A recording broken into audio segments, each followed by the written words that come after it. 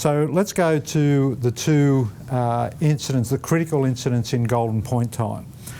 Now the first one, of course, was, and there was obviously, there were a number of field goal attempts and kicks taken in this game, but there were two that created a fair amount of comment. And the first one was 1 minute 30 into golden point, in the first period of golden point, and this was the Jermaine Asako attempt. Max Plath was assessed by the referee to be a blocker, and we'll look at that. We'll also look at information that we reviewed after round one in Las Vegas, where we talked in this forum about a very similar type incident. No two incidents are ever exactly the same, as I often say, but a very similar type incident. And it follows on from a lot of education that took place with clubs during the off-season about what was and wasn't acceptable, and the risk that teams take by placing players between the ruck and the receiver or the kicker when there is an attempted field goal about to take place. And there's another aspect of this that I also want to show, which I'll leave to the end, but let's have a look at the incident first. So this is the attempt. This is the attempted field goal. So you'll see, if I just go back a little bit on this angle, you'll see that as the kick's taken, and if you keep your eye on the referee, who is on the far left of the screen at the moment, so there's the kick, and while the ball's still sailing through the air, the referee's not even looking at the ball. He's already made a decision that there was a blocker, and there goes the arm for the penalty. So the outcome of the kick from the referee's perspective was irrelevant. He's already made a decision, and this is a refereeing decision, not a bunker decision, that there was a blocker involved. Now, if we have a look, before we go on to the next angle, I just want to get the perspective here. What we're talking about is, we're talking about Plath here.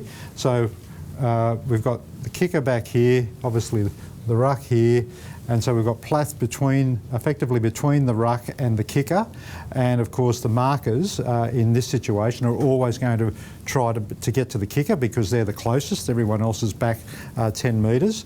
So if we have a look at the next angle, so that's the perspective angle. If we go to the next angle, okay, so this is taken from behind, and you'll see what the effect of Plath in the position that he's in has on the chase by the markers.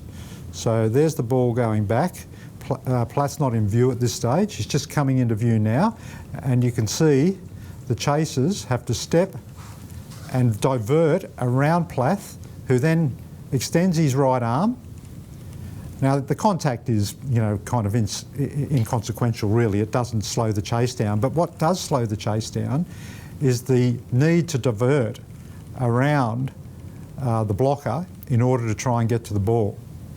So that's why that's a penalty, and I'll come back to that in just 1 second, but at the risk of showing video of myself, this only goes for a short period of time, but I just really wanted to point out that there is nothing that clubs haven't been warned about in relation to this particular practice.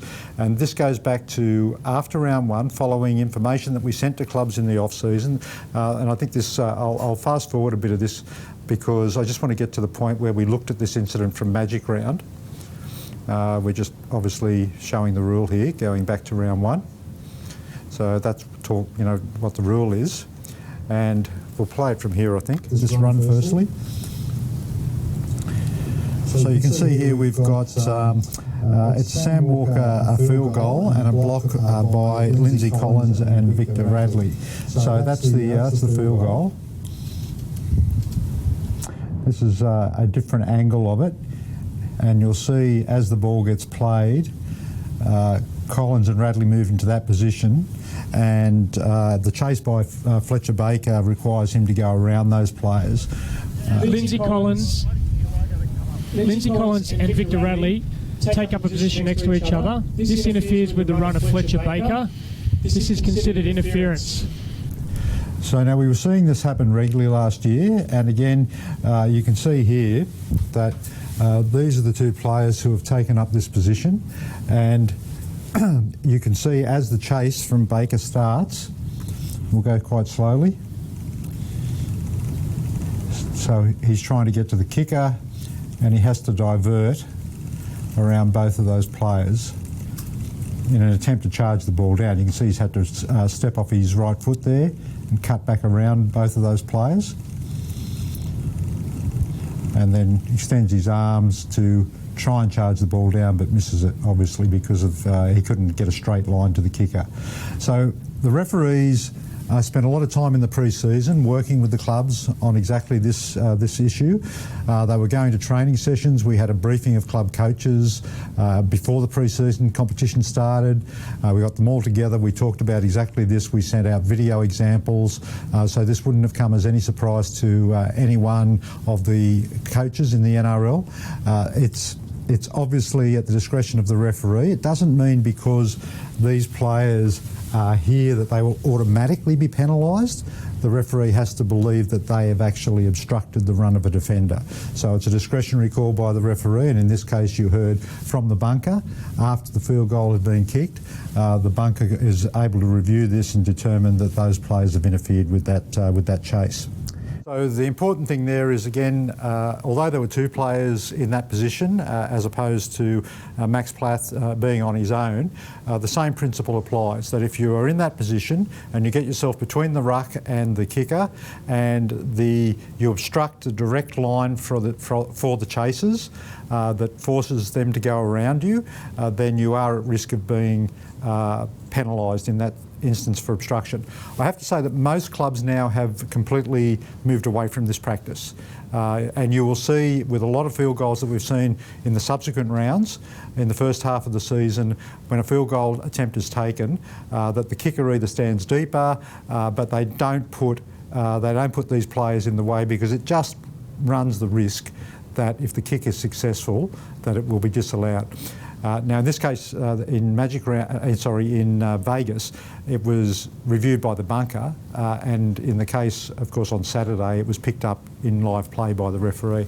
But there's just one final point on this incident that I wanted to refer to, and this was widely reported. This incident was widely reported as the kick that should have won the game for the Dolphins.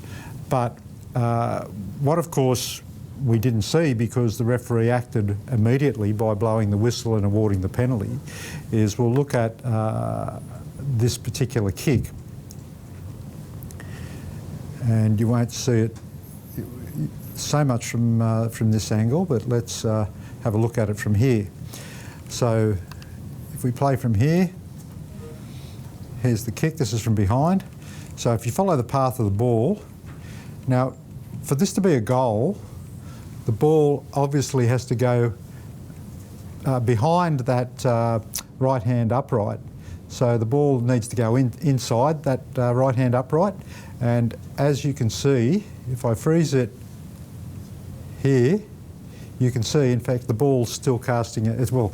You can see the ball completely and the goalpost behind it. It's actually casting a shadow underneath it as the ball passes outside the right-hand upright. So that was not ever going to be the winning field goal, because it misses. But irrelevant, because we didn't get to that point. We had a decision made by the referee. I believe the decision in relation to the blocker was correct, and that certainly was not, even if he had not penalised, it would not have been the winning field goal. So that's that incident. I now want to go to the kick that actually did win the game, and this is the Jordan Rapana attempt or field goal, successful field goal, 2 minutes into the second period of Golden Point. Now, again, Joe Tarpanay was playing the ball in this particular incident. Jeremy Marshall-King was the marker, Ewan Aitken was the second marker, Danny Levi is the dummy half. So we need to have a look at this whole incident. So we'll let it run firstly. So there's Tarpanay about to play the ball, the markers chase, there's the kick. The kick does get touched in flight, but that doesn't. There was a time in the game's history where if the ball was touched in flight, it would have made that not a successful kick. In fact, if it goes over the dead ball line, it would have been a goal line dropout. But if it, regardless of whether it went through the post or not. But the rules that have been in place now for quite a number of years are that if the ball's touched in flight and it goes between the post, it is still a successful goal. So I just want to go back to this. This same angle tells the whole story, so we only need to see one angle. So now you can see this is very different because this is being compared to the Max Plath incident by some commentators. So you can see Tarpanay gets up to play the ball. Now firstly, in relation to the play the ball, you can see that Marshall King has got his hands on Tarpanay's shoulder there, so there's contact initiated by Marshall King, and Tarpanay has released his left hand at this stage down by his side, so any contact there is initiated by Marshall King, so that's point one. So the ball gets played, and of course we have Levi, who is the dummy half. So again, we need to watch him. He's just picked up the ball and about to pass it.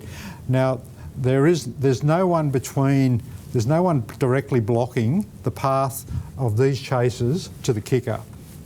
So again, it's quite different to what took place in the Plath incident. So you can see here, here's their run. They run straight to the kicker. They don't have to divert around anyone. The dummy half is entitled to be there. He's just passed the ball. He's got his back to the players as they start their chase. The ball gets touched and the kick is successful. So I know, again, there's a tendency, and I understand that people look at these things and say, well, it's the same, but it's not the same. In one case, you've got a blocker who places himself deliberately between the ruck and the kicker. In the second case, it's the dummy half who picks the ball up, passes it straight to the kicker, and the chasers have a direct line to the kicker, so they're not the same. And again, I have no problem with this being awarded as a field goal, and of course, in this case, it was a field goal that won the game. Any questions on any of that? No. Okay.